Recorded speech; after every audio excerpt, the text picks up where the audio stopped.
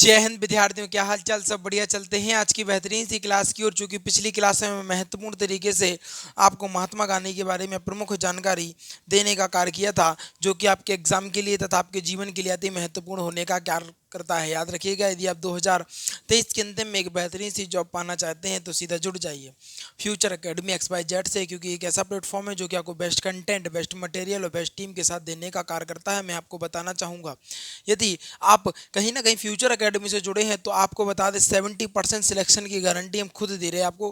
Guaranteed पूरा content 70% यहीं से फंस जाएगा।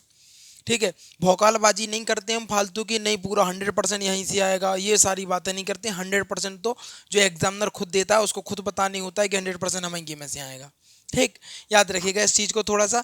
लेकिन इस बात की कह सकते हैं कि आप जितना भी पढ़ेंगे और जो भी हम आपको पढ़ाएंगे कम पढ़ाएंगे और ज़्यादा फंसेगा, इस बात की गारंटी हम आपको फ्यूचर एकेडमी XYZ के माध्यम से आपको दे सकते हैं। बस थोड़ा सा सपोर्ट बना के रखें और अपना प्यार हम लोगों के साथ बनाए रखें। वीडियो को शेयर वगैरह कर दिया करें, क्योंकि हम आपको पता है बीच में नहीं कहते हैं कभी भी कि नहीं ऐसा करो वैसा करो। ठीक, सीधी चलते हैं क्लास की ओर। अगर क्लास मज़ेदार लगे ना, जानदार शानदार लगे तो शेयर करे बिना रुकना नहीं, समझ लीजिए, नहीं तो पाप पड़ेगा भाई साहब, बता दिए आपको। शेयर वेयर करके आइएगा। अच्छा, स्टार्ट करते हैं अपनी जानदार शानदार सी क्लास। आज की क्लास में हम जानेंगे 1919 का शासन अधिनियम।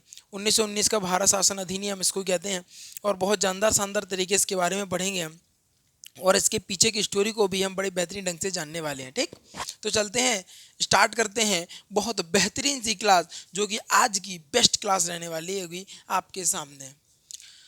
तो बात करें अगर 1919 के शासन के अधिनियम के बारे में, तो आपको बता दें केंद्रीय विधान मंडल को द्वितीय सदनीय बनाया गया, तथा राज्य परिषद और आपको बता दें केंद्रीय विधानसभा में प्रत्यक्ष चुनाव गवर्नर गवर्नर इसके लिए गवर्नर शासित 8 प्रांतों में द्वैध शासन प्रणाली लागू कर दी। इस बात को तो हम बड़े बेहतरीन ढंग से पहले भी बहुत अच्छे तरीके से जान चुके हैं कि द्वैध शासन प्रणाली क्या होती है। जिन विद्यार्थियों को नहीं पता है वो जाइए और जानने के बाद प्ले लिस्ट चेक करिएगा, आपको बड़े बेहतरीन ढंग से समझ में आ जाएगा कि द्वैध शासन प्रणाली क्या होता है। ठीक है, तो याद रखिएगा, यहाँ से क्वेश्चन निकालेगा एग्जामिनर। अगर वो पूछ ले कितने प्रांतों में द्वैध शासन प्रणाली लागू कर दी गई थी, कहना सर 8 प्रांतों में द्वैध शासन प्रणाली लागू करी गई थी। केंद्रीय विधानमंडल में द्विसदनीय बनाया, किसको? केंद्रीय विधानमंडल को। किसको द्विसदनीय बनाया? कहना सर केंद्रीय विधानमंडल को द्विसदनीय बनाया। राज्य परिषद और केंद्रीय विधानसभा में प्रत्यक्ष चुनाव गवर्नर आपको बता दें गवर्नर शासित 8 प्रांतों में द्वैध शासन प्रणाली को भी लागू करने का कार्य किया। इसको ही क्या बोलते हैं? 1919 का भारत शासन अधिनियम बोला जाता है। तो एग्जामिनर पूछेगा कि बताइए किस अधिनियम के तहत द्वैध शासन प्रणाली लागू कर दी गई थी? कहना सर वही प्रणाली है जो 1919 भारत शासन अधिनियम। कौन से अधिनियम है? कहना सर 1919 का भारत शासन अधिनियम बुलाते हैं इसको। ठीक है, भारत में लोकसभा आयोग का गठन किया गया। किसमें? कहना सर भारत में जो है ना वो लोकसभा आयोग का गठन किया गया। इसको थोड़ा सा माइंड में सेट कर लीजिएगा, क्योंकि यहाँ से भी क्वेश्चन जो है एग्जामिनर बड़े बेहतरीन ढंग से निकालता है। लोक लेखा व वित्तीय समिति का गठन भी किया गया। लोक लेखा व वित्तीय समिति का गठन भी किया गया 1919 का शासन अधिनियम के द्वारा। याद रखिएगा, मैं बार बार कह रहा हूँ, इस क्वेश्चन को हाईलाइट करना चाह रहा हूँ आपके सामने। एग्जामिनर पूछेगा और वो घुमा कर भी पूछ सकता है कि बताइए 8 प्रांतों में द्वैध शासन जो लागू किया गया था वो किस अधिनियम के द्वारा? कहना सर सीधा सीधा हम टिक करके आएंगे, आपने हमें 3 बार बता दिया, अब तो दिमाग में फिक्स हो गया 1919 का भारत शासन अधिनियम। ठीक, याद रखें थोड़ा सा। इसके अलावा लोक लेखा व वित्तीय समिति के गठन की भी बात कर सकते हैं। इसके अलावा महिलाओं को मत देने का अधिकार भी प्राप्त हुआ। महिलाओं को मत देने का भी यहाँ से अधिकार प्राप्त रहने वाला है, जो कि कहीं ना कहीं अपने आप में एक बहुत बड़ी बात हो जाने वाली है। क्योंकि उस समय पे ना महिलाओं को वोट देने का अधिकार नहीं था कि नहीं। पहले के लोग जो थे ना, बहुत पहले के समय की बता रहे हैं, वो लड़कियों को ना, महिलाओं को, लड़कियों को वो लड़कों के बराबर मानते ही नहीं थे। जबकि आज हम अगर प्रमुख रूप से देखें तो लड़कियों ने लड़कों के मुकाबले कहीं ज़्यादा विजय के परचम लहराने के कार्य किए हैं। अब तो पूरी दुनिया लड़कियों और महिलाओं का लोहा मानने को तैयार है, मानने के लिए मजबूर है। ठीक है, आगे बात करते हैं।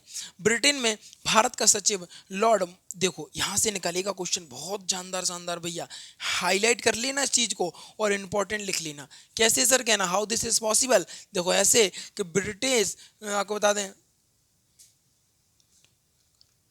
हाँ, ब्रिटिश में भारत का सचिव लॉर्ड, लॉर्ड कौन है, कहना सर लॉर्ड मेंट्यू, और भारत का जो वायसराय था वो लॉर्ड चेम्सफोर्ड रहने वाला है। एग्जाम में बड़ा बेहतरीन से क्वेश्चन करता है कि बताइए जब 1919 का भारत शासन अधिनियम आया था तो उस समय भारत का वायसराय कौन था, तो याद रखिएगा कहना सर चेम्सफोर्ड। क्या नाम था उस व्यक्ति का, कहना सर उस व्यक्ति का जो नाम रहने वाला है वो चेम्सफोर्ड रहने वाला है। इस बात को बड़े बेहतरीन ढंग से याद कर लीजिएगा, अपने माइंड में सेव कर लीजिएगा कि उस समय भारत का जो वायसराय था वो लॉर्ड चेम्सफोर्ड रहने वाला है। और इस बात को आप जानते हैं ना, ये वायसराय पद कहाँ से आ गया, याद रखिएगा इस दृष्टि को हम ले जाना चाहेंगे आपको 1857 की क्रांति में, जब 1857 की क्रांति में चंद मुट्ठी भर लोगों ने अंग्रेजों की औकात याद दिलाने का कार्य किया था, तो उससे जो परिणाम हुए थे, परिणाम में उन्हें कहा गया था कि आपको पता होगा लॉर्ड कैनिंग, भारत का प्रथम वायसराय जिसको हम कहते हैं,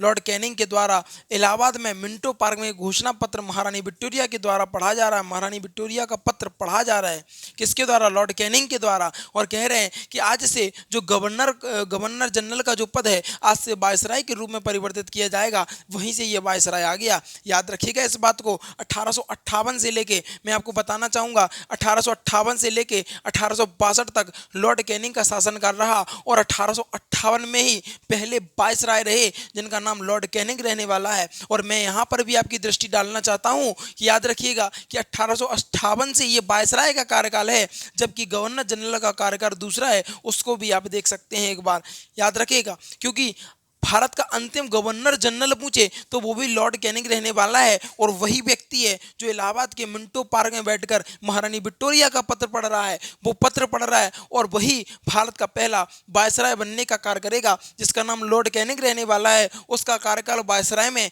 1858 से लेकर 1862 तक रहने वाला है, वहां से ये वायसराय आए हैं भाई साहब। याद रखिएगा एग्जामिनर पूछेगा कि बताइए 1919 के शासन भारत शासन अधिनियम के समय भारत का वायसराय कौन था, तो आपको पता होना चाहिए उस व्यक्ति का नाम जिसका नाम है लॉर्ड चेम्सफोर्ड। इतनी बात समझ में आ गई।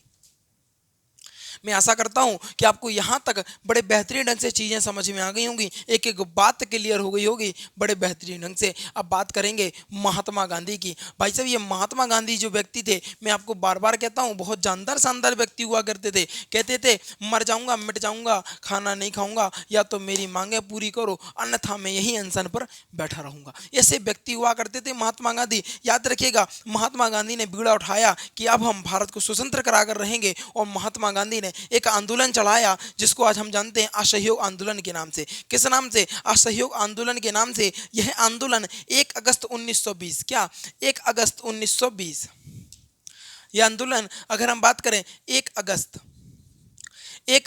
1920 में प्रारंभ हुआ, और महात्मा गांधी ने एक बड़ी बेहतरीन सी बात कही थी कि 1 साल के अंदर भारत को मैं आज़ाद करा के दिखा दूंगा। और बात याद रखिएगा असहयोग आंदोलन प्रारंभ हुआ है, असहयोग आंदोलन प्रारंभ हुआ है 1 अगस्त 1920 में हुआ है। और एग्जामिनर ये भी पूछ लेता है कि बताइए असहयोग आंदोलन कब प्रारंभ हुआ, कहना सर 1 अगस्त 1920 में ही हुआ है। याद रखिएगा इसी की समय, अगर हम इसी समय में बात करें तो इसी समय में गंगाधर, आपको बता दें प्रमुख रूप से गंगाधर तिलक का निधन हो गया था।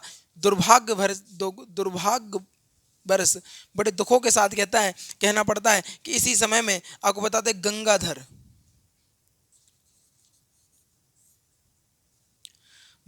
तिलक का क्या हो गया था, निधन होने का भी कार्य किया गया था। और अगर अंग्रेज पूछे असहयोग आंदोलन,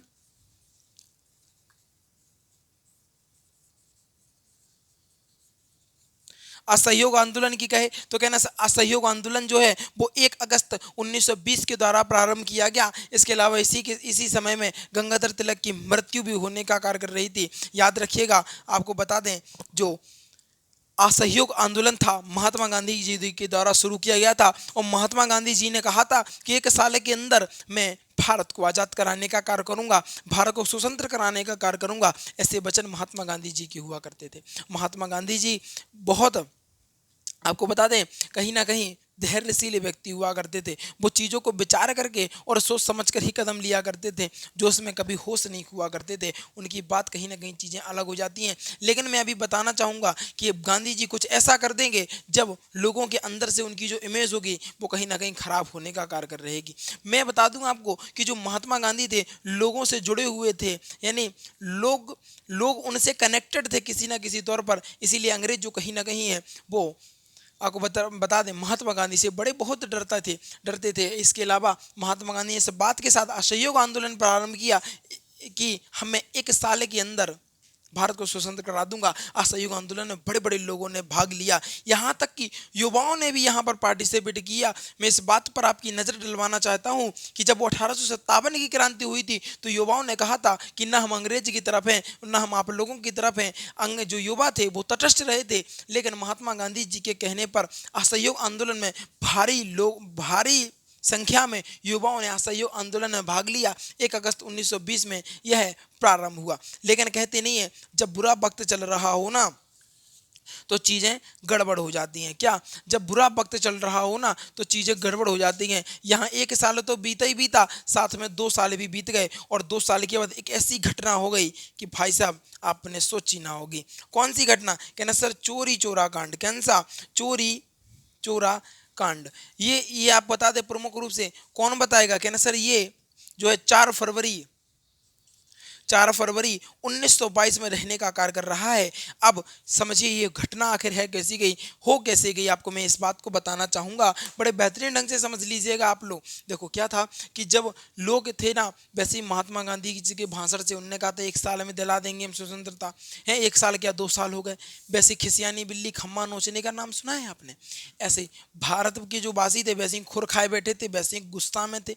ठीक है ना? और याद रखिएगा अब जब भारत के व्यक्ति है ना अगर वो गुस्से में है और आपने उनको छोड़ दिया तो काम गड़बड़ है। समझ लीजिए इस बात को। अपने भारत में आज भी इस बात को देखा होगा, अगर खिसियाना घूम रहा होगा तो कुत्ते को भी लात मार देता है। ये अपना भारत है। तो ये क्या हुआ कि एक आपको बता दें एक मैं बोल दिया थाना बोल सकते हैं, कोतवाली बोल सकते हैं।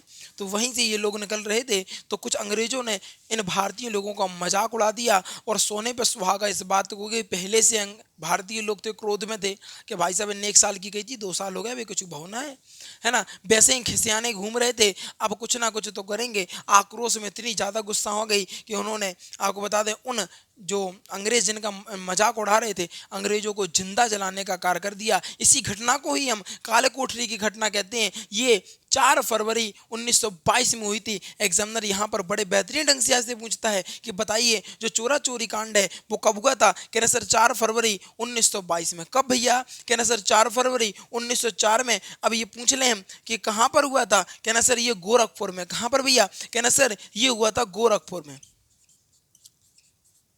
कहाँ पर? गोरखपुर में। तो 3 से 4 सवाल निकलेंगे। पूछेगा कि बता चोरा चोरी कांड कब हुआ? कहने सर 4 फरवरी 1922 में। वो कहेगा कब हुआ, कहाँ हुआ? तो कहना सर गोरखपुर में हुआ था। ठीक है, इतनी बात समझ लीजिएगा। जब ऐसी घटना हुई तो महात्मा गांधी जी दहल गए और महात्मा गांधी जी ने कहा था कि हमें जो आपको बताया था, हमने भारतवासियों से जितने भी सभी लोगों से कहा था कि हमें शांति से अनशन पर बैठना है, हमें शांति से आंदोलन करना है। और आप लोगों ने जब ये घटना कर दी है तो मेरा मन बड़ा दुखी हुआ है, जिस कारण अब मैं इस असहयोग आंदोलन को बंद करूंगा। अब आपको बता दें प्रमुख रूप से 12 फरवरी 1922 में ही, क्या 12 फरवरी 1922, क्या 12 फरवरी 1922 में इन्होंने क्या कर दिया?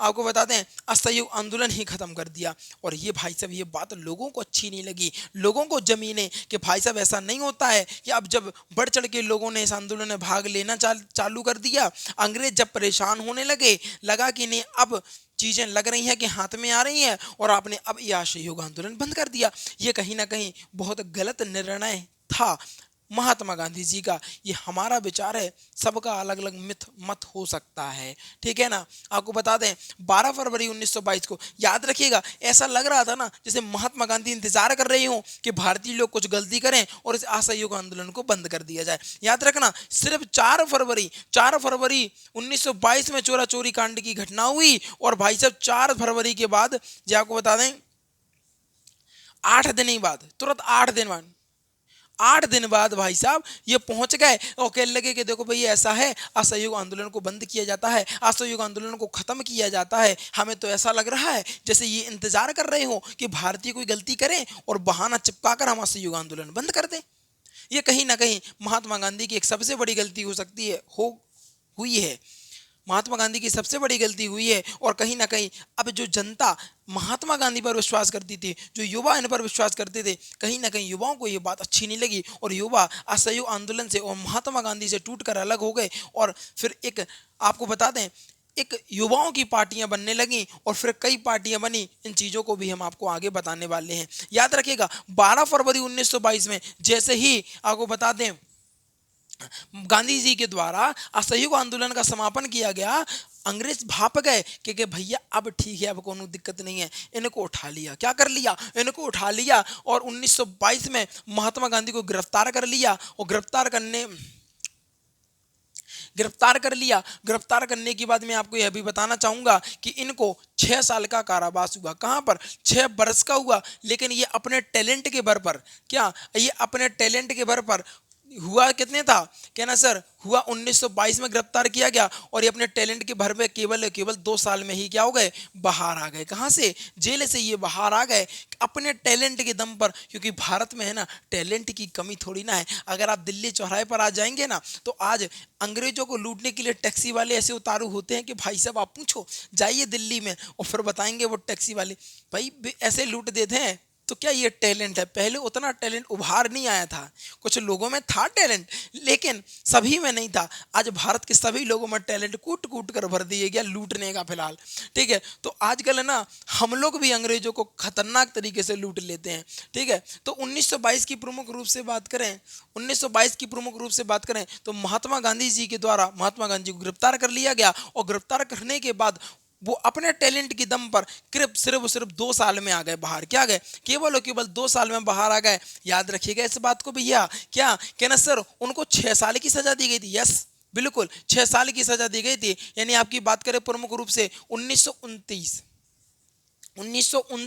तक उनकी सजा होनी थी। लेकिन महात्मा गांधी तो वही हैं, मैं मर जाऊंगा, मिट जाऊंगा, खाना नहीं खाऊंगा, या तो मुझको आज़ाद करो, नहीं तो मैं यही अनशन पर बैठ जाऊंगा। ये महात्मा गांधी जी थे। अब अंग्रेज डर जाते थे क्योंकि महात्मा गांधी का कांटेक्ट जनता से बहुत ज़्यादा था, लगाव जनता से बहुत ज़्यादा था। ऐसा लग रहा था अंग्रेजों को कि अंग्रेजों को इस बात का डर लग रहा था कि अगर हमने महात्मा गांधी अगर जेल में ही मर गए तो कहीं ना कहीं भारत की जनता हमें मार मार कर भगा देगी। तो महात्मा गांधी के टैलेंट को देखते हुए उनको 2 ही साल में रिहा कर दिया गया और 1922 में गिरफ्तार किया गया और 1924 में उनको रिहा कर दिया गया। 1922 में अभी हमने बताया ना, अंग्रेजों से युवा जो लोग हैं वो गांधी जी से जो युवा लोग हैं वो कहीं ना कहीं अब दुखी हैं और उनसे क्रोधित भी हैं और अपनी नई पार्टी की ओर अग्रसर हो चुके हैं। तो 1922 में एक पार्टी बनाई गई। 1922 में इंडिपेंडेंस पार्टी की स्थापना करी गई, प्रमुख रूप से 2 व्यक्तियों के द्वारा। एक नाम था दमदार, जिनका नाम मोतीलाल नेहरू हो जाता है, और दूसरा नाम वो हमारी लिस्ट में आता है जिनका नाम आ जाता है, आपको बता दें, ये आ जाता है पहले मोतीलाल और दूसरी आ जाते हैं मदन मोहन मालवीय। कौन से? मदन मोहन मालवीय रहने वाले हैं। किसके द्वारा? अगर पूछे एग्जामिनर कि बताइए 1922 की जो इंडिपेंडेंस पार्टी है वो इसकी स्थापना किस व्यक्ति ने की? कहना सर, मोतीलाल नेहरू और मदन मोहन मालवीय के द्वारा इस पार्टी की स्थापना की गई। अभी गम नहीं खाना है क्योंकि अभी गांधी जी से सभी लोग क्रोधित हैं। क्योंकि कौन सा उन्होंने गलत काम कर दिया? उन्होंने असहयोग आंदोलन को बंद कर दिया केवल और केवल 8 दिनों के बाद ही। ऐसे लग रहा था लोगों को जैसे ये इंतजार कर रहे हो कि भारत के लोग कोई गलती करें और हम असहयोग आंदोलन को बंद कर दें। इसके अलावा आपको बताएंगे 1923 की घटना। 1923 में स्वराज्य पार्टी की स्थापना हुई या स्वराज्य पार्टी बनी, जो कि प्रमुख रूप से इलाहाबाद की रहने वाली है। यहाँ पर प्रमुख रूप से 2 दावेदार उतरते हैं। इनका नाम मोतीलाल नेहरू, दूसरे का नाम चित्तरंजन दास। इनको देश बंधु के नाम से पुकारा जाता है। लेकिन आपको बता दें दीन बंधु के नाम से किस व्यक्ति को पुकारा जाता है, आप हमें कमेंट में बता दीजिएगा उस व्यक्ति का क्या नाम है। थोड़ा सा आप लोगों की भी तो परीक्षा होनी चाहिए, थोड़ा सा आप लोगों को भी तो मेहनत आना चाहिए कि नहीं, लग रहा चाहिए कि नहीं सर हम भी मेहनत कर रहे हैं, ठीक है ना। तो आप लोगों की भी मेहनत होनी चाहिए। तो याद रखें 2022 में इंडिपेंडेंस पार्टी की स्थापना मोतीलाल नेहरू तथा पंडित मदन मोहन मालवीय के द्वारा की गई। इसके अलावा 1923 में स्वराज्य पार्टी की स्थापना की गई। स्वराज्य पार्टी की स्थापना करी कहाँ पर, इलाहाबाद में की गई। किसके द्वारा, कहना सर मोतीलाल नेहरू और चित्तरंजन दास के द्वारा स्थापना की गई। आगे की अगर प्रमुख रूप से हम बात करें, चीजें है ना इंटरेस्टिंग होती जा रही हैं। अगर हम आगे की बात करें तो अभिनव भारत की अगर हम शुरुआत करें तो वी डी सवांकर के द्वारा अभिनव भारत की शुरुआत की गई। इसके अलावा 1926 में आपको बता दें, 1926 में नौजवान भारत सभा की स्थापना भगत सिंह के द्वारा कर दी गई। अब हम इस नाम को कौन नहीं जानता, ये जो नाम है ना, ये आपको बताने या इंट्रोडक्शन के लिए नहीं है, ये तो एक अलग आग झलकाने वाला नाम है, जिनका नाम भगत सिंह है ना। जब नाम लेते हैं ना तो दिल से सम्मान निकलता है, दिल से प्यार निकलता है इन भगत सिंह देशभक्तों के लिए। 1926 में नौजवान भारत सभा की स्थापना करी भगत सिंह के द्वारा। भगत सिंह कह रहे अब शांति से बात नहीं होगी, अब क्रांति से बात होगी, अब मुंह से बात नहीं, अब लात और घमूसे से बात होगी। ऐसे भगत सिंह हुआ करते थे। आगे की बात बताते हैं, बड़ी इंटरेस्टिंग चीज होने वाली है भाई साहब। 24 अक्टूबर 1924 में एक पार्टी बनी जिसको नाम से हम जानते हैं HRA, यानी हिंदुस्तान, आपको बता दें रिपब्लिकेशन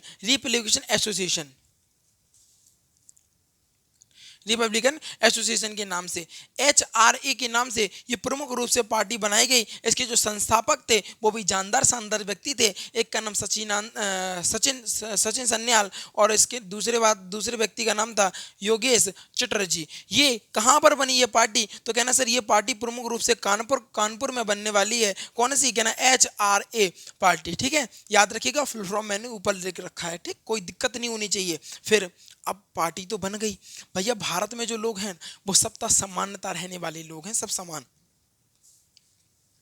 रहने वाले लोग हैं। भाई आपने पार्टी बना ली, लेकिन पार्टी बनाने के बाद भैया पैसे की आवश्यकता होती है चलाने के लिए। ऐसा नहीं कि अकेली पार्टी बन गई हो गया काम, भैया उसके लिए किसकी आवश्यकता होती है, उसके अलावा पैसे की भी आवश्यकता होती है। क्योंकि भारत में सभी सामान्य परिवार से बिलोंग करते हैं। भाई जिनके पास जो पैसा रहता है वो इकट्ठा करके रखे हैं, ज़्यादातर सभी लोग सामान्य परिवार से बिलोंग करते हैं।